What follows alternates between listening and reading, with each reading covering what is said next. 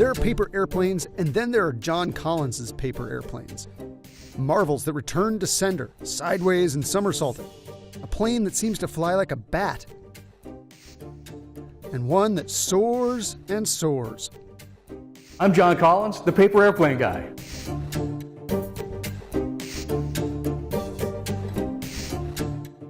For decades, Collins has been perfecting the art and science of the paper airplane.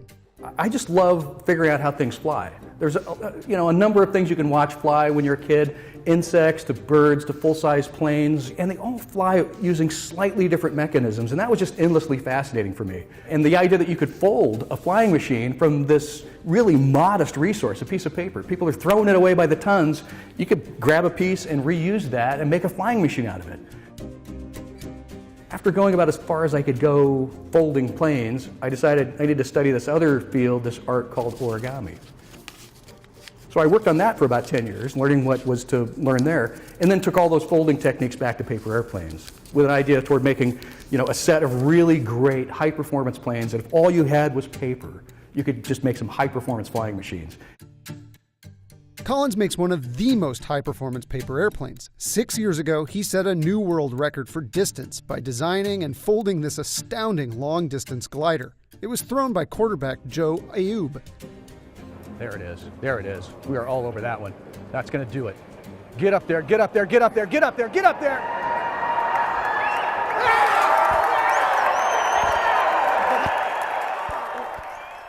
So we broke the distance record. The old record was 207 feet, 4 inches, and we threw 226 feet, 10 inches. We were the first glider to break that 200-foot barrier, to break out and set a distance record. It had all been done with ballistic darts, wings about this wide. Our plane has really wide wings. The old style, you'd throw it at a 45-degree angle and it would just crash into the finish line, just a parabolic arc.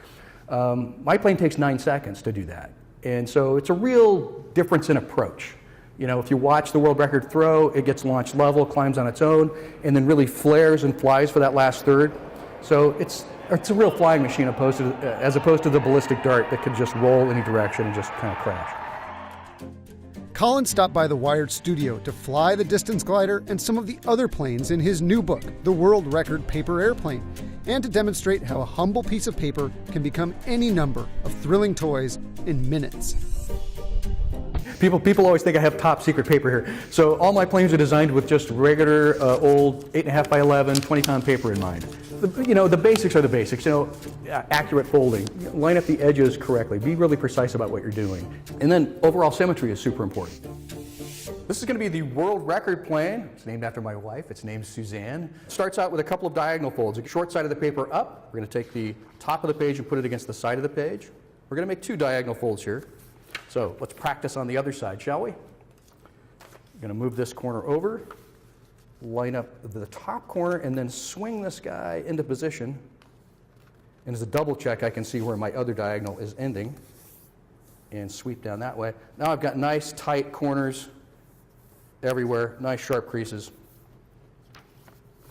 We're going to take the right-hand edge just from the creased corner down to where this crease meets the edge of the page, and we're going to lay it against the diagonal fold. We're going to take this creased corner and bring it just to the end of this crease right here. Fold the top down, and now you'll see those diagonal folds on the other side. What you want to do is line up the diagonal folds, the top layer of the diagonal with the very bottom layer of the diagonal on both sides, and that's how you know you're hitting the center of the X dead center. So let's follow the crease on both sides. What I find to be the easiest way to do it is to follow the creases on this side, but if you can see them clearly on the other side and that works for you, go ahead and use it, flipped over. We're going to take this flap right here and fold it up over those 2 corners, and when we do the next move to fold the plane in half, the whole thing will be locked together. So let's fold from the top all the way down to the center of this edge to fold the plane in half. You can flip it over. And make sure the rear corners and the nose are perfect. The center corners, don't worry so much about. Don't spend a lot of time trying to line those guys up. The rear corners, and make sure you're hitting the nose cleanly. Now, here's the pro way to do it. Makes your wings a little bit wider, makes the plane a more efficient glider. If you start here and don't make the crease, but see, you've got a little triangle that you can see here, made up from this raw edge and the back of the fuselage. If you keep pulling the wing down just until that triangle disappears, that is a much better place to make the wing crease. It makes the tail much broader, gives you much better lifting characteristics. So let's make the other wing match. That should be an easy task. And the most important thing to remember is that every flight is a test flight. You're now a pilot. You're seeing if this thing flies. You're making adjustments to it. Most people think they can't fold a good plane, but the reality is they just haven't adjusted a good plane. So the first thing we do, the wings are drooping like that. We're going to give it what's called positive dihedral angle. Now, dihedral angle, that's just fancy words for the angle the wings are stuck to the body of the plane. And what that does, when you hold onto it where all the layers lock and just lift the leading edge of the wings, now you've got some upward sweep there. And what that does is put the lifting surface up over where all the weight is. So if the plane is flying along and it gets rocked to one side, just like a pendulum, the weight swings back underneath the wings, and that's called dead stick stability. The other thing we're going to do, aside from positive dihedral angle, is give the rear corners just a little upward bend. Not a lot. And don't make a crease, just make a bend. You can always undo the bend, flatten it out, or add a little bit more. And with all gliders, you're constantly trading height for speed. What do I mean by that? So if the center of gravity and the center of lift were perfectly lined up, your plane would fly nice and straight, and drag would constantly be slowing it down until it just fell out of the sky. A stall is caused by too slow of an airspeed or too high an angle of attack. That's where the wings are tilted up with regard to the direction of airflow. So if you have a plane that's flying straight and level and it's perfectly balanced, eventually drag will slow it till it falls out of the sky. So how do you fix that with a glider? With a powered plane, you just hit the gas, right? Super simple. With a glider, what you need to do is engineer in the center of gravity a little bit in front of the center of lift. The center of gravity is the center of spin. You can find that on any paper airplane simply by spinning it. You can see right where the center of gravity is on that plane. It's right here. You just watched it spin. The center of spin is the center of gravity. We've got all this lifting surface behind the center of gravity. So now, the plane is going to fly along. The lift is back here.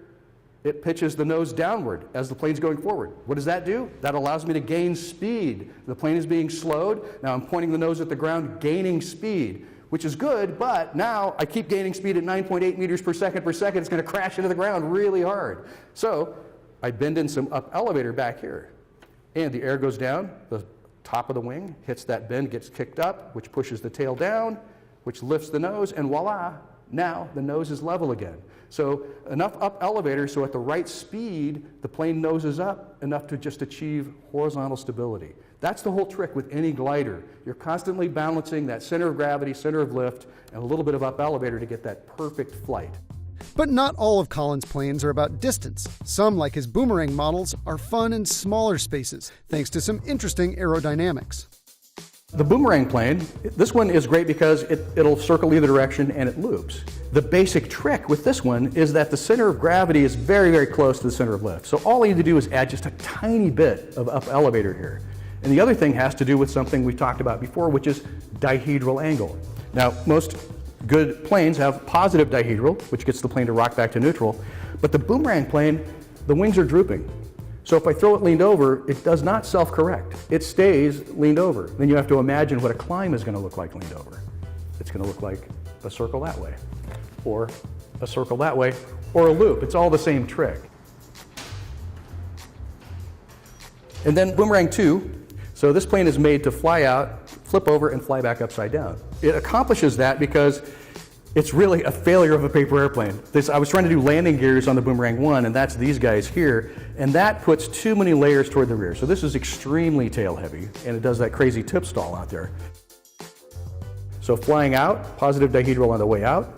After the stall, positive dihedral angle on the way back. And then it's, toying again with all the adjusting. I'm bending the leading edge down a little bit, so when it's upside down, I'm getting a little scoop up to help the nose come back. And then I've got a little bit of up elevator here to help magnify that crazy tip stall out there. So it's this dance between what you do at the front and the back to get it to fly perfectly both ways. This is a really fun plane called the Bat plane. It was actually a design mistake. It's not what I was going to make. But it ended up doing something really weird when I threw it for the first time. The wings sort of oscillate when you throw it. So what's actually happening is the plane is going through a rapid series of stalls. It's a little bit tail heavy, and I've got too much up elevator here. So it flies and stalls, and as the body is flexible, the wings flex upward, at the top of the stall, no more pressure, the wings relax, and then it flies and stalls. Boy, I wish I could tell you the secret sauce to coming up with a new great paper airplane. And I have a couple of approaches, and sometimes they overlap and sometimes they don't. Sometimes it's a design approach, like I want to do a plane that has landing gear, or I want to do a plane that has a tunnel in the nose, or one that has a small wing in front. And so you bring sort of the origami skills to bear on that. And so you have to put in the time. And that's what I would say, to learn and compete with a plane, even as simple as this, you do have to put the time in to get to know the material and figure out how it works. Obviously, when it does exactly what you want, it's really kind of a cool feeling that you've made this really great flying machine out of just minimal materials. And it really doesn't matter if you don't get it back in some cases. It's the joy of that flight. Yeah, I'm a kid at heart. I am a 4-year-old or 5-year-old once again watching their plane just fly out of sight and having a moment. It's pretty fun.